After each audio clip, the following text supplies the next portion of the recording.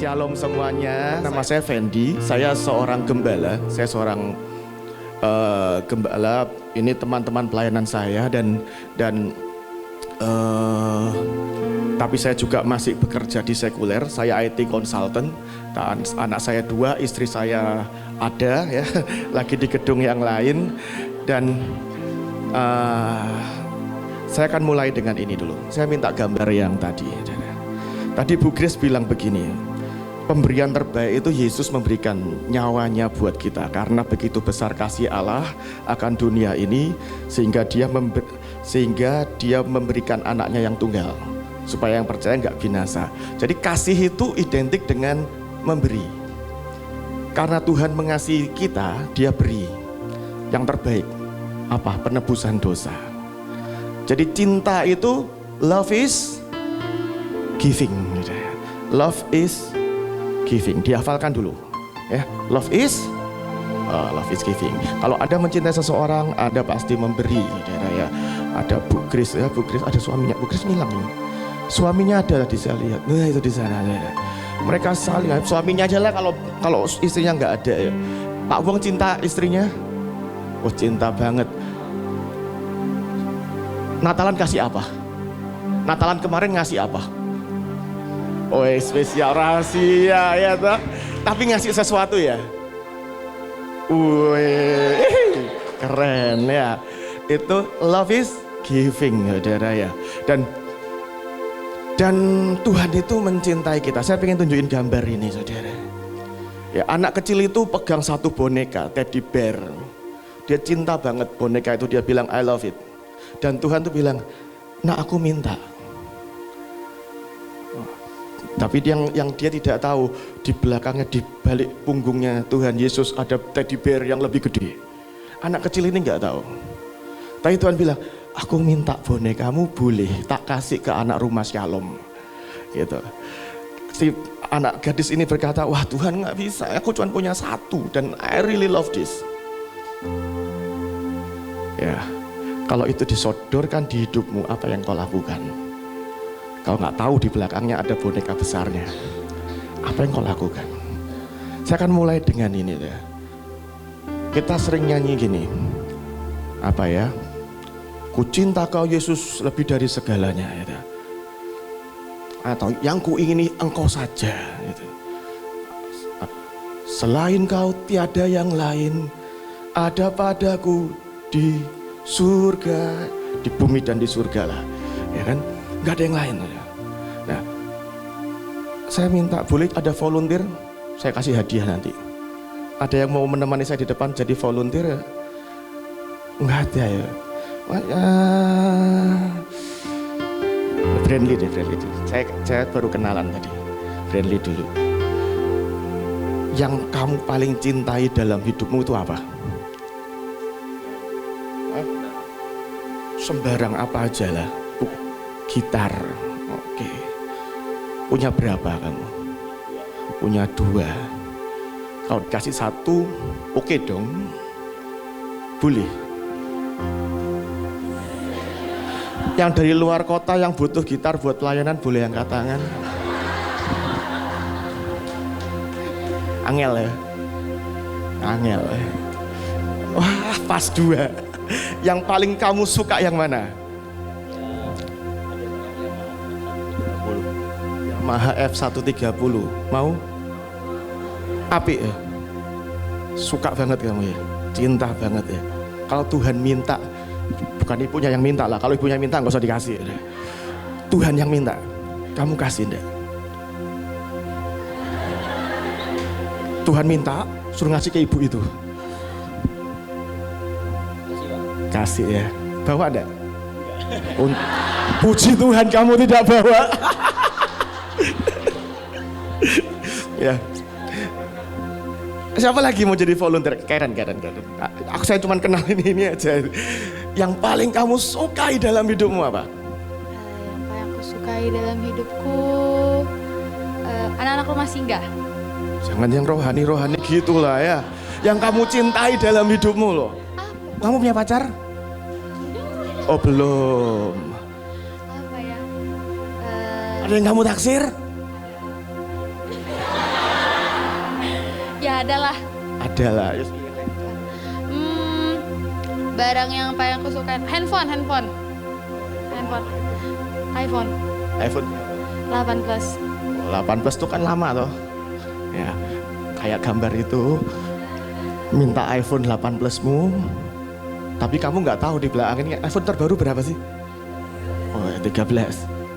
Kalau ada 13-nya kamu mau kasih? Kalau nggak ada 13-nya kamu mau kasih? Oh. Nah, ada yang butuh handphone? Dia pasti bawa nih. Ada yang butuh handphone? Paling-paling kaca, saya kerjain aja. Tapi gini loh, kita tuh sering ngomong Tuhan I love you. Dan love is giving. Ya. Dan masalahnya gini, Tuhan kita Tuhan yang cemburuan. Ya. Pak Wong kalau maunya pinginnya Bu Grace ini hanya only for you lah, ya kan?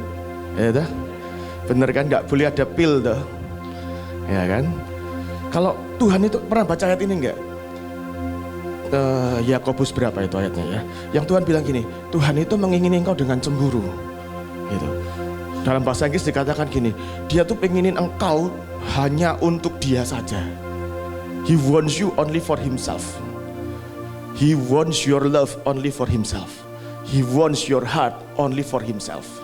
Dia mau hatimu, hidupmu cuma buat dia, nggak ada yang lain.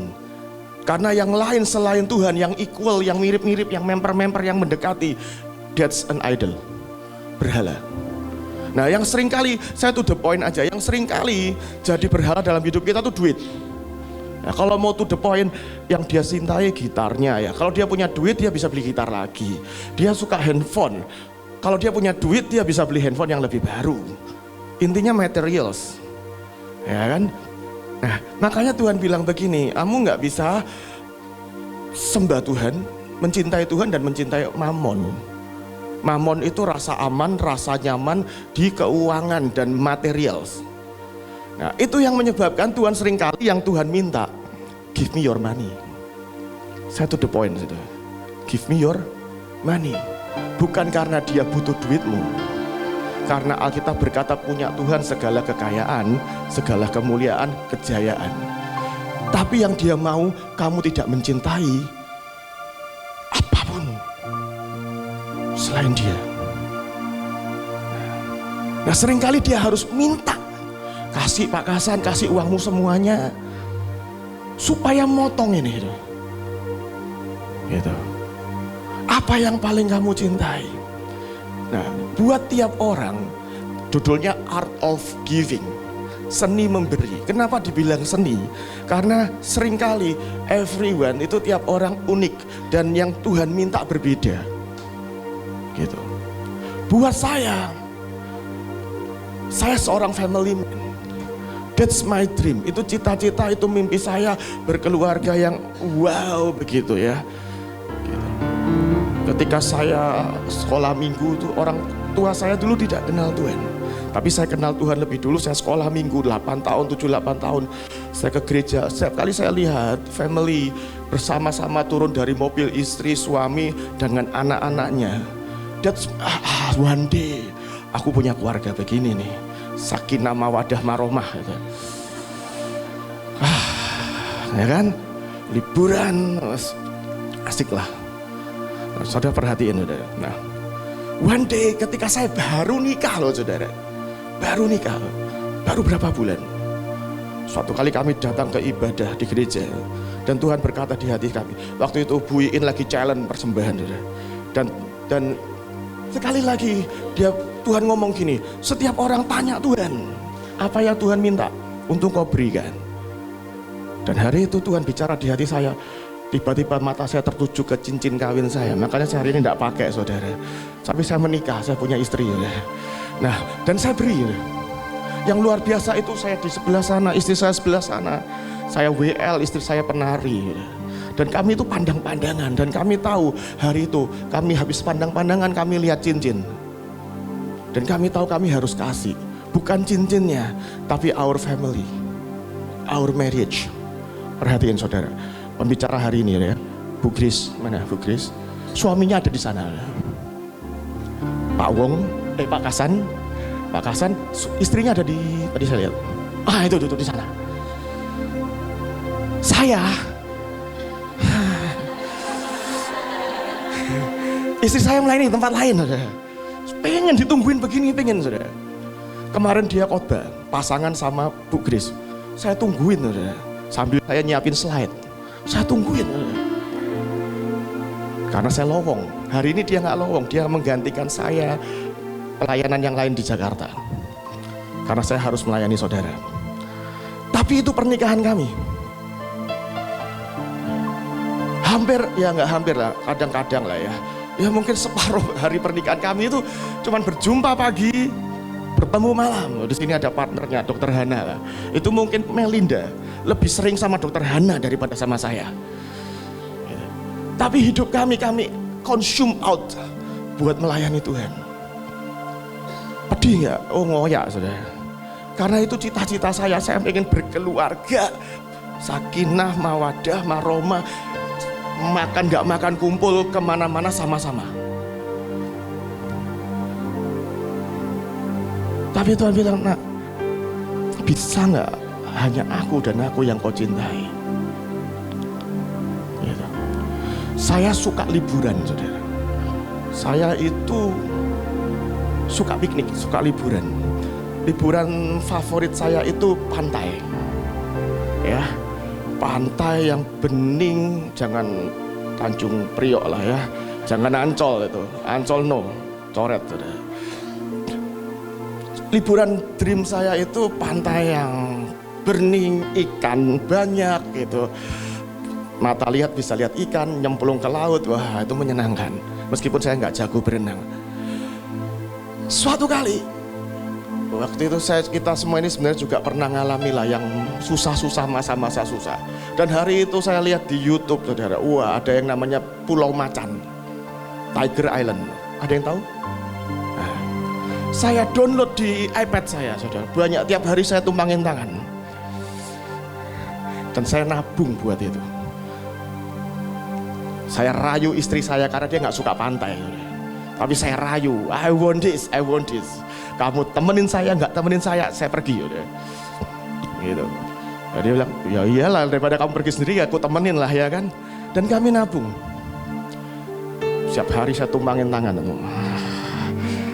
Sebelum tidur saya lihat, I will go there.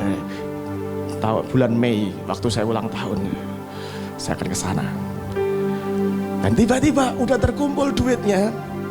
Tiba-tiba di Green Room Mahanaim mulailah trip red carpet ke bangsa-bangsa, saudara. Dan tiba-tiba diundi. Kami ambil undian, keluar satu bangsa, Thailand, saudara.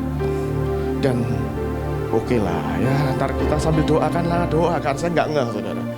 Sampai tiba-tiba di plan jadwal schedule-nya, keluar tanggalnya. Loh kok sama dengan jadwal liburan saya? Yang lebih aneh mulai keluar, harga tiket sekian. Loh kok sama dengan tabungan saya yang saya mau siapkan buat liburan? Suddenly saya tahu, saya harus kasih ke Tuhan. Itu sudah saya tumpangin tangan berbulan-bulan, saudara. Duitnya sudah kekumpul, saudara. Saya langsung hapus videonya. Tapi itu namanya art of giving.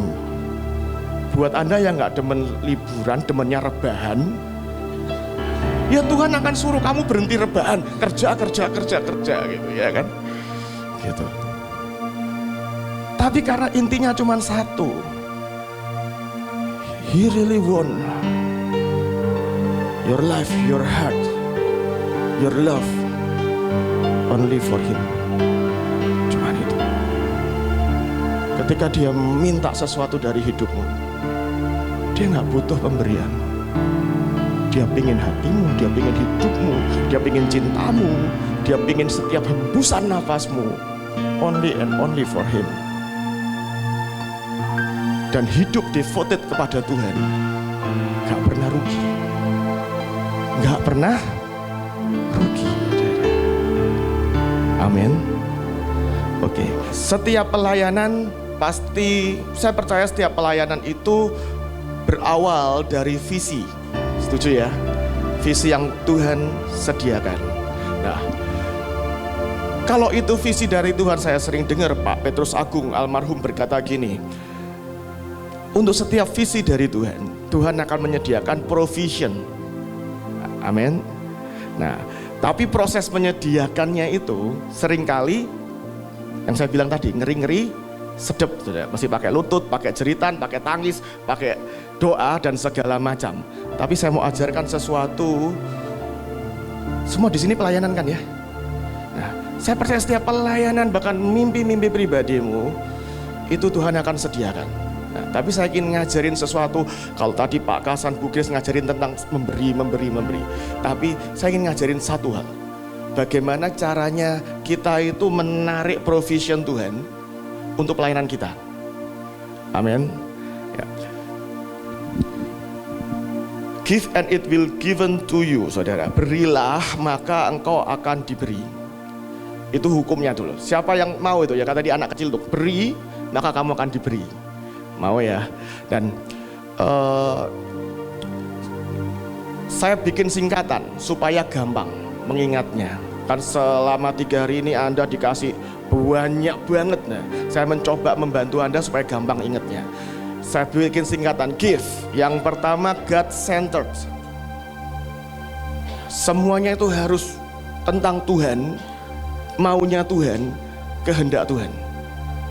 Ketika ada bumbunya ambisi dan keinginan manusia, pengalaman pelayanan saya mengajarkan provisinya itu penyediaannya susah turun. Tapi kalau yang kita kerjakan senternya Tuhan dan kehendak Tuhan, Anda legally, Anda berhak mengklaim provision kerajaan sorga. Ketika yang Anda sedang kerjakan adalah urusan kerajaan sorga, maka kerajaan sorga wajib menyediakan. Amin. Tapi kalau yang Anda sedang kerjakan ada tambahan additionalnya, bumbu keinginanmu, persainganmu dengan gereja sebelah, persainganmu dengan pelayanan yang lain, dengan hamba Tuhan yang lain, keinginanmu untuk naik panggung, keinginanmu untuk dipuji, keinginanmu untuk dapat penghormatan, bumbu-bumbu seperti itu membuat penyediaannya seret. Pasti saudara pernah mengalami yang seperti itu. Tapi pelayanan pengalaman saya mengajarkan ketika semuanya tentang Tuhan, God centered, sorga wajib menyediakan. Wajib saudara. Tanpa diminta dia akan kirim, saudara. Yang kedua, integrity. Satu-satu ya. Integrity itu integritas. Yang ketiga vision to accomplish. Yang E-nya sukacita dan semangat ngasihnya gitu ya. Nah, kita bahas satu-satu. Nanti dibaca di rumah. Saya nggak punya waktu baca 2 pasal, 1 Tawarik 28 sampai 29. Daud mengajak memberi persembahan untuk membangun bait suci. Jadi ceritanya, singkat cerita, Daud itu pengen bangun bait suci. Dia berkata gini, aku tuh tinggal di rumah bagus, Tuhan tinggal di tenda, tabutnya maksudnya, dan aku rindu bikin rumah buat Tuhan. Dan Tuhan bilang begini, nggak bisa, kamu tanganmu berdarah, nanti yang bangun itu anakmu Salomo. Nah, menjelang akhir pemerintahannya Daud tuh kumpulin rakyat dan semua pasukan dan semua para pemimpin, dan 2 pasal dia speech gitu. Dia speech dan dia ngomong gitu. Dia cerita, aku tuh pengen loh bangun rumah Tuhan. Dia cerita visinya. Dan yang luar biasa Anda catat hari itu, seluruh rakyat, pemimpin-pemimpin ngasih persembahan. Bangunnya baru era berikutnya, tapi persembahan sudah terkumpul cukup untuk Salomo mengerjakan. Dan itu luar biasa. Mereka bangun bait suci, saya baru bangun rumah saudara. Itu bahan dan kemampuan saya bayar, nggak ada di depan. Sambil bangun, saya mulai, oh ada lagi saudara. Tapi ini lain saudara. Belum dibangun, semua kebutuhan sudah lengkap. Itu kan keren. Semua pengennya begitu kan. Baru mau mulai pelayanan, duitnya sudah ada buat rumah singgah setahun. Pengennya begitu. Nah tapi bisa nggak begitu? Ya bisa. Tapi kadang memang Tuhan pengen memproses kita, memproses lutut kita, memproses iman kita. Tapi bisa enggak? Saya berkata bisa, saudara. Sebab menurut saya kalau setiap mau memulai, mau pelayanan, butuh 3 bulan berdoa dulu. We don't have that time. Kita nggak punya waktu. Ini udah akhir zaman toh ya, nggak punya waktu kok. Mau bikin acara nunggu gitu, nggak bisa. Kami rencanakan retret ini mungkin cuma 3 minggu deh. Karena waktu kami itu tersita buat Natalan, liburan dan sebagainya. Kami siapin retret itu cuma sekitar 3 mingguan, 4 mingguan, dari mulai akhir November, tapi kejeda Natalan, saudara. Ketika kami kumpul para pemimpin Mahanaim, tiba ada firman, para nabi menyampaikan firman, Tuhan itu mau tahun depan pasukan dari 34 provinsi, tiap 34 provinsi bergerak dengan luar biasa sepanjang tahun 2022. Nah, jadi kita harus siapkan gimana? Buat retret. Kapan? Ya enggak bisa di tengah-tengah dong. Wong 2022 mereka sudah harus kerja. Berarti cuman bisa di Desember atau di awal Januari maksimal. Kita diskusi sebentar dan kita berkata, ya udahlah awal Januari saya masih Natalan, pasukan juga masih Natalan di daerah-daerah, ya kan? Jadi Anda bayangin ya, retret sebesar ini cuma disiapkan dalam 3 minggu. Semua itu kan gak ada yang bayar ya, gak ada yang daftar bayar kan? Setahu saya gak ada sih. Kenapa gak bayar? Karena ada yang bayarin. Siapa yang bayarin? Tuhan, iya. Tapi ya panitianya, kita yang rapat itu loh, setuju, oke. Fendi kamu pegang apa? Aku pegang akomodasi, aku pegang transport, shuttle. Itu termasuk bayar, saudara. Saya nggak sedang cari panggung, saudara. Tapi itu cara kami hidup. Give, and it will come back to you. Saya percaya setiap yang kami taruh, ini jadwalnya saya pulang kampung, saudara. Jadwalnya saya pulang kampung sebenarnya. Tapi saya melayani 3 sesi 3 hari ini. Dan itu yang saya beri. Saya bilang, saya invest kepada pasukan yang di provinsi-provinsi. Saya sedang invest. It will come back to me one day. Kalau nggak sekarang, dalam kekekalan. Itu yang kami kerjakan. Dan semuanya God-centered. Kalau di sisi pemberinya saya akan pakai singkatan ini, generous to God. Generous to God. Murah hatilah sama Tuhan, karena Tuhanmu lebih murah hati. Amin. Next, God-centered. Ayatnya berkata gini, nanti Anda baca ya, 1 Tawarik 28-29. Ini kaya sekali. Berkatalah Raja Daud kepada segenap jemaah itu, Salomo anakku, yang satu-satunya dipilih Allah masih muda, kurang pengalaman. Pekerjaan ini besar, sebab bukanlah untuk manusia bait itu, melainkan untuk Tuhan Allah. Daud gak lagi sedang ngesponsorin anaknya. Ya, Daud tidak sedang mensponsorin jangan sampai anaknya gagal. Itu nothing to do dengan Salomo. Daud rindu rumah Tuhan berdiri. Dia tahu anaknya kurang pinter, padahal dia berhikmat banget ya. Dia tahu anaknya kurang pengalaman. Karena itu dia mau memastikan itu jadi buat Tuhan, bukan buat anaknya, buat Tuhan. Gitu. Itu sebenarnya hatinya. Kalau membaca ini sekilas, wow, Daud lagi pengen ngurusin anaknya. Bukan. Dia mau memastikan rumah itu jadi buat Tuhan. Karena anaknya kurang pengalaman. Kalau anaknya ditinggal, oke nak, kasih pesan doang nih. Nggak dikasih perbekalan. Nak, nanti bikin ya. Belum tentu jadi. Dia mau memastikan urusan Tuhan dan itu hatinya. Setiap persembahan adalah dari Tuhan, untuk Tuhan, bagi Tuhan. Ketika persembahan itu mulai ada bumbunya, yang saya bilang tadi, untuk manusia, maka Tuhan itu nggak berkenan. Tadi ketika Pak Kasan ngasih, nanti supaya aku dapat nubuatan yang baik, persembahannya sudah mulai untuk manusia. Atau mungkin supaya dilihat hamba Tuhan, aku ngasih banyak. Maka Tuhan udah nggak interest. pastikan setiap persembahanmu dan setiap kali ini untuk para hamba Tuhan di tempat ini, ketika engkau sedang fundraising istilahnya ya, narik persembahan dari jemaatmu, dari donaturmu, pastikan itu bukan untukmu, pastikan itu untuk urusan Tuhan.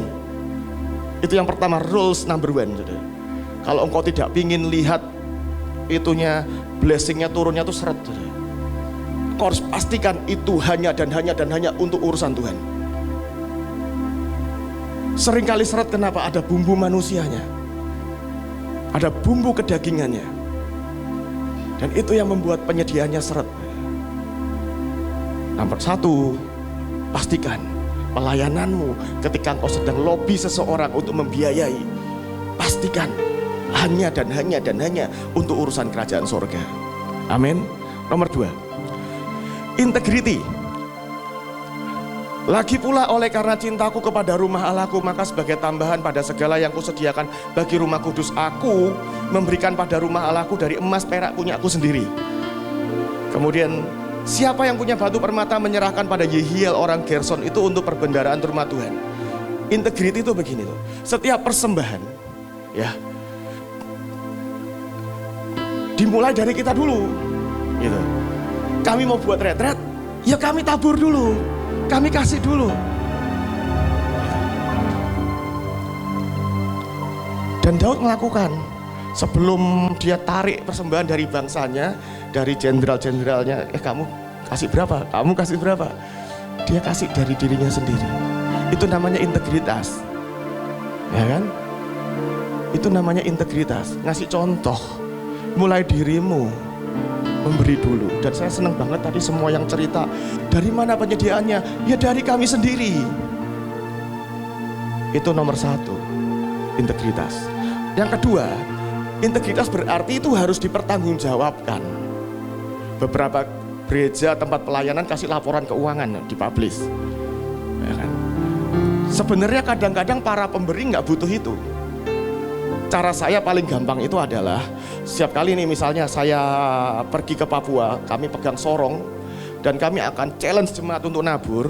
Setiap kali kami pulang, kami akan show rekaman, klip, video apa yang kami buat. Nggak ada detail neraca keuangan, nggak ada. Anyway, jemaat dan pemberi itu nggak terlalu butuh itu kok. Tapi mereka cuma pengen lihat yang mereka kasih jadi apa. Gitu. Kita kasih ini jadi KKR nih ya, 500 anak gitu kan. Kita kasih foto nih. Sebenarnya cuma bukan laporan keuangan yang dibutuhkan. Semua yang memberi pengennya untuk jiwa-jiwa, setuju ya? Kasih aja laporan jiwa-jiwa. Foto orang-orang yang dilawat Tuhan, nangis. Ya jangan comot foto orang lain ya. Fotomu sendiri, hasil pelayananmu tuh. Kasih laporan yang real, yang benar, yang sejati. Yang sejati. Itu namanya integritas, namanya pertanggungjawaban. Saya sering ketemu donatur, mereka bilang gini, mereka kasih, waktu minta nice. Pulang, nggak ada apa-apa lagi. Hilang tuh 6 bulan. Nanti 6 bulan butuh lagi, datang lagi, nice. Itu nggak integritas. Iya, kamu perlu berdoa. Tapi kamu perlu bukan cari muka, bukan menjilat, bukan itu poinnya. Tapi beri pertanggungjawaban yang proper untuk setiap orang yang memberi untuk pelayananmu. Ngerti ya? Jangan lupa kasih itu. At least tuh kirim WA, kasih foto, terima kasih ya. Pelayananmu ini ya lihatlah memberkati. Waktu itu kami bawa ya persembahan kalian, sepatu-sepatu yang kamu tabur, kami bawa itu kasih sepatu di desa ini, sekian ratus anak, mereka nggak punya sepatu, kita sepatuin mereka sukacita. Itu namanya integritas. Nah, banyak orang lupa ngerjain beginian. Small thing kok itu 10 minutes kok. 10 minutes, mereka nggak butuh accounting. Mereka butuh tahu bahwa pemberian mereka ada hasilnya, lawatan tuayan jiwa-jiwa. Itu. Yang berikutnya, vision to accomplish. Gitu. Nah, Lalu berdiri Raja Daud berkata, dengarlah saudara-saudaraku bangsaku, ini visinya. Aku tuh punya maksud, punya visi mendirikan rumah perhentian untuk tabut perjanjian, untuk tumpuan kaki Allah. Dan aku telah membuat persediaan untuk melakukannya, tapi belum cukup, aku butuh kalian. Supaya Tuhan itu tabut itu gak tinggal di tenda, tinggal di rumah yang besar. Karena aku punya visi itu Sheba datang gitu. Supaya semua bangsa lihat Allah kita besar. Itu visinya. Dan itu punya visi itu accomplish. Punya visi yang harus ditransform into reality. Nah, jadi ketika Anda bertemu seseorang, saya membiasakan diri ketika saya ketemu jemaat saya dan kami punya visi, saya enggak, saudara bandingin ya, saya kasih contoh. Misalnya saya pengumuman gini ya, saudara-saudara, ini mau Natalan, ya, kita akan buat acara Natal. Jadi hari ini kita akan beri persembahan 2 kali, 1 buat persembahan rutin, 1 buat kas Natal untuk kita buat acara Natal yang wow, yang ajaib, yang penuh berkat, penuh Tuhan gitu, rohani saudara. Bandingin dengan begini saudara.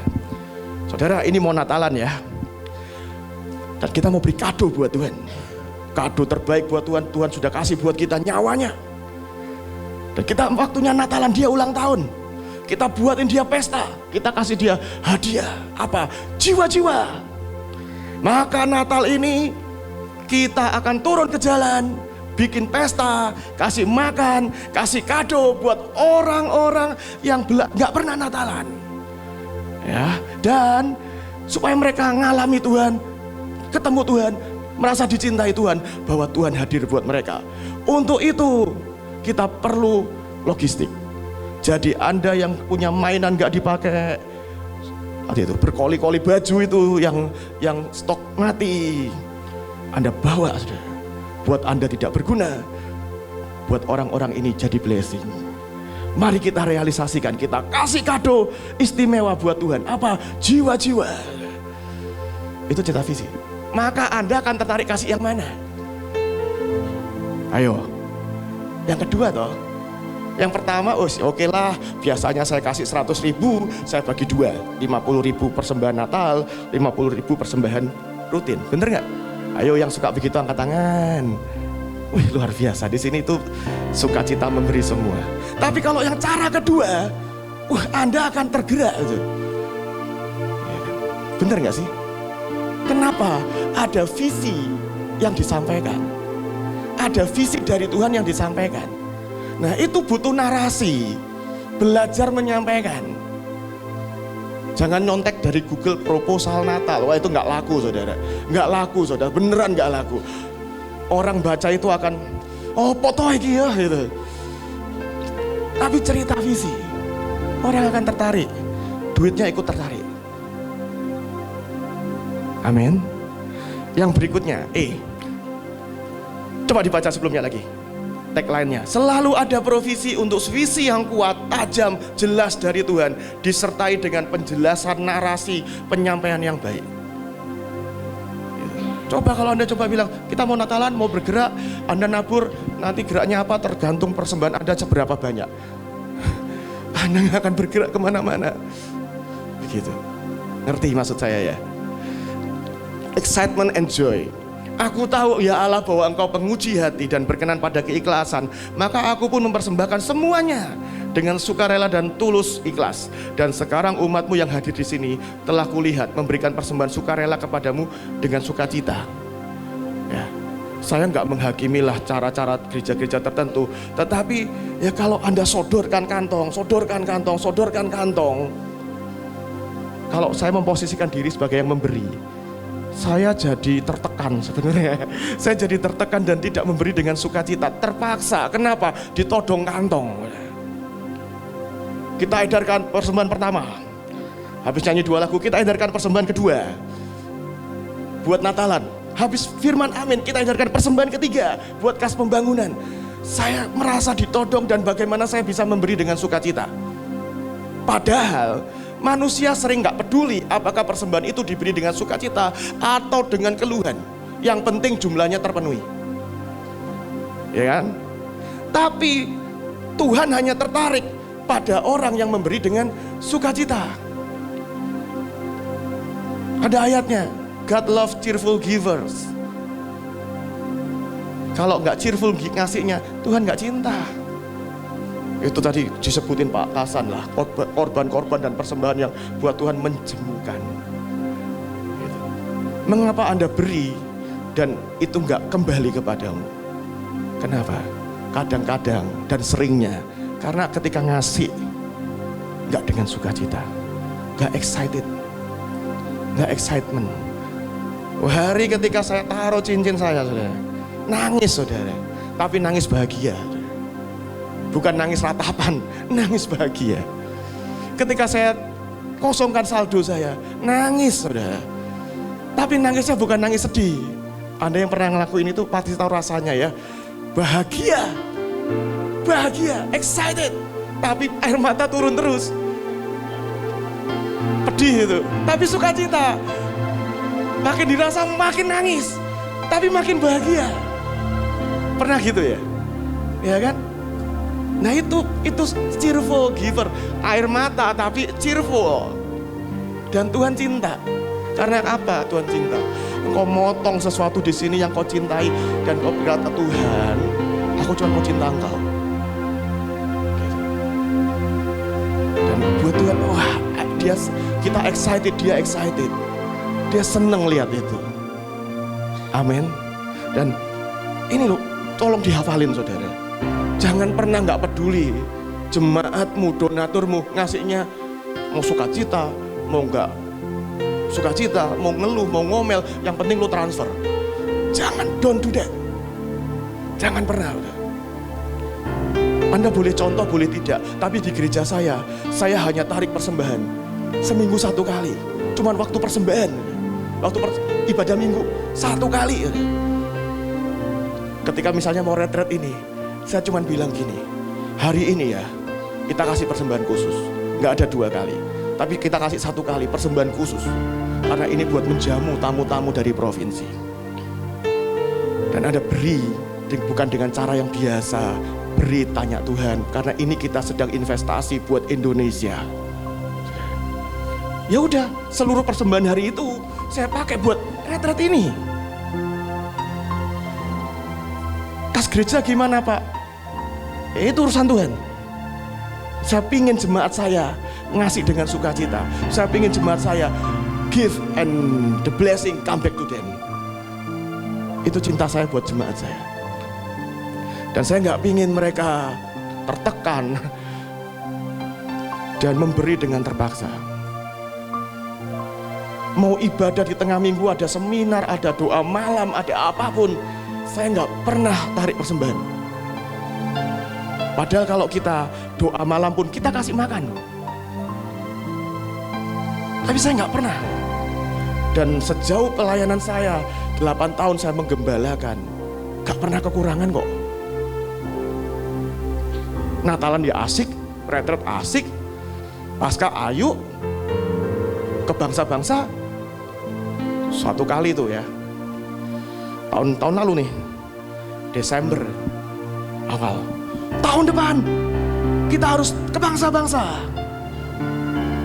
Hananel mau kemana? Hananel cinta mau kemana?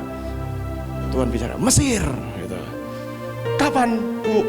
Pokoknya ya harus Januari, maksimal Februari. Desember baru ngomong Januari. Dan tiba-tiba ada lanjutannya. Win ngomong begini, untuk khusus Hananel ya, Tuhan minta bawa pasukan pemusik komplit. Saya mulai ngitung, penyanyi, gitar, keyboard, kajon, wakeh yo, bawa penari. Bawa 20 orang saudara, 20 saudara.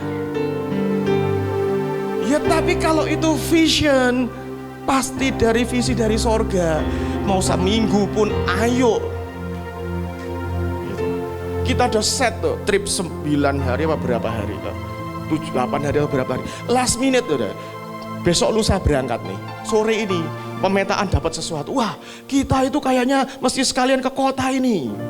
Ke kota itu berapa lama? Extend berapa hari? 4 hari. 4 hari. Ngajuin ke ibu, Bu, ini begini. Confirm kalian mesti pergi gitu kan. Dan tiba-tiba di kota-kota itu terbuka gereja-gereja ngundang kita khotbah. Wah, confirm. Kurang berangkat 2 hari ya. Kita berkata, extend semua, siap. Kamu siap cutinya bisa. Duitnya bisa, enggak. Besok lusa berangkat, saudara. Besok lusa berangkat, besok siang jam 12 harus dilunasi. Lunas tuh. Satu orang nambah 6 juta, 7 juta kali 20 orang. Lunas tuh. Transferan dari mana saya juga tidak tahu. Tapi PR-nya saya kerjakan. Saya explain visi. Saya bikin satu narasi teks. Dan itu ke forward kemana saya tidak tahu. Persembahan datang dari Amerika, dari mana. Udah. Tapi saya kerjakan bagian saya apa? Explain vision. Doa. Dan Tuhan akan kasih kok. Kalau itu dari Tuhan, gak mungkin surga itu lepas tangan. Gak mungkin. Saya tutup dengan yang terakhir, saudara. Yesus memperhatikan ketika engkau memberi persembahanmu. Suatu kali Yesus duduk menghadapi peti persembahan dan memperhatikan bagaimana orang banyak memasukkan uang ke dalam peti itu. Banyak orang kaya beri jumlah yang besar. Lalu datanglah seorang janda miskin, dia masukkan 2 peser, yaitu 1 duit. Saya mau garis bawahi, Yesus itu mantengin, melototin ketika engkau ngasih persembahan. Ada ayatnya loh. Yesus duduk menghadapi peti persembahan. Coba siapin peti.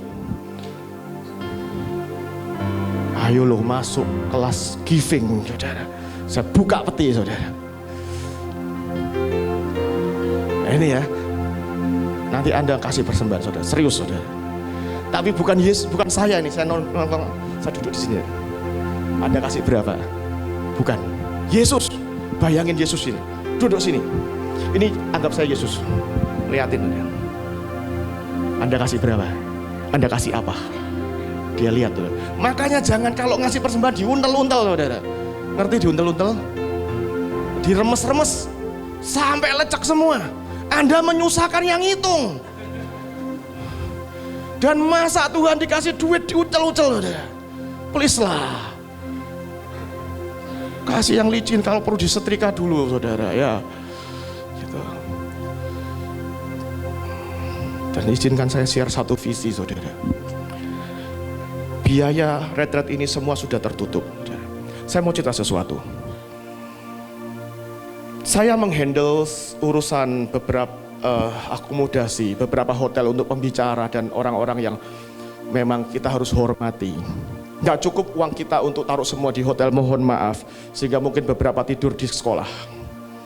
Tapi beberapa hotel untuk hamba-hamba Tuhan kami siapkan, kami tanggung. Dan saya ingat hari itu Bu Iin tanya saya, Fen, hari itu ibu cerita, ini ya pasukan-pasukan dari provinsi kita sudah sediakan tiketnya datang. Itu hari Jumat kalau nggak salah, malam waktu kita tahun baruan kalau nggak salah. Ibu bilang itu. Tapi buat mereka balik dari Bekasi ke kota mereka, tiketnya duitnya belum ada, kurang 300 juta. Di hati ini saya teman kan itu kan doa malam ngantuk ya. Di hati saya gini, aku kasih sebagian dari gereja. Tapi kan itu begadang, besok tahun baruan, bangun kesiangan, saya nggak transfer. Kemudian tiba-tiba berapa hari yang lalu saya lupa, Ibu Japri, Fen, kamu buat keperluan kamu kurang nggak? Kamu habis berapa? Bu, aku cover semuanya pokoknya urusan ini, shuttle, transport semua, saya atur semua. Bahkan saya mau pengen kasih transfer buat tiket balik. Saya transfer 50 juta ya Bu. Oh nggak usah, lo kok nggak usah, sudah tertutup. Ya elah, baru kemarin. Terlambat. Loh di sini Tuhan bilang loh, kasih. Supaya satu lagi, ayo ambil tanggung jawab lagi. Gerejamu ini menjamu tamu-tamu. Nanti kau diberkati. Setiap kali mereka lakukan sesuatu di provinsi mereka, gerejamu dapat berkat, dapat bagian, dapat upah. Begitu. Telat, saudara. Kurang gesit. Oh sudah Bu. Wah, saya bilang, baiklah Bu, kalau begitu ya Bu ya. Ini uang saya pakai buat ngurusin ini akomodasi. Sisanya saya kasih buat anak BMN, anak media. PKN bulan Januari ya Bu ya. Dan beberapa yayasan ARK untuk PKN mereka. Oke, sip. Thank you banget, Van. You are the best. Udah dapat pujiannya tuh. Kreditnya udah dapat tuh. You are the best. Thank you for generous. Enggak saya transfer saudara. Saya sibuk pelayanan malamnya. Sore dapat SMS dari Jos. Screenshot transferan. Koh, ini ya 50 juta. Ada blessing buat PKN tertutup. Sudah. Ya telat lagi. Ampun deh. Orang mau ngasih aja rebutan sama orang lain. Saya mau berkata Tuhan gak butuh duitmu. Kalau kita ngasih, kreditnya anernya buat kita. Ya ampun Bu Iin, saya sudah dapat. You are the best. Gak jadi transfer. Kan malu, dosa. Hari pertama Januari tahun baru, saya sudah terlalu lamban untuk memberi. Siang ini saya mau berkata, semua urusan retret ini udah kelar. Sudah tertutup. Tapi saya mau challenge Anda. Kasih persembahanmu. Dan setiap persembahanmu akan kami pakai untuk kerjakan nextnya apa. Akan kami sebar ke 34 provinsi. Anda bisa transfer dan tulis taburan untuk 34 provinsi. Tapi kalau Anda digerakkan Tuhan beri, Anda beri. Camkan saudara. Yesus duduk di sini. Duduk di sini. Nongkrong. Anda kasih apa? Ya. Anda kasih apa? Yuk kita sembah Tuhan. Siapkan persembahanmu. Ku beri yang terbaik bagimu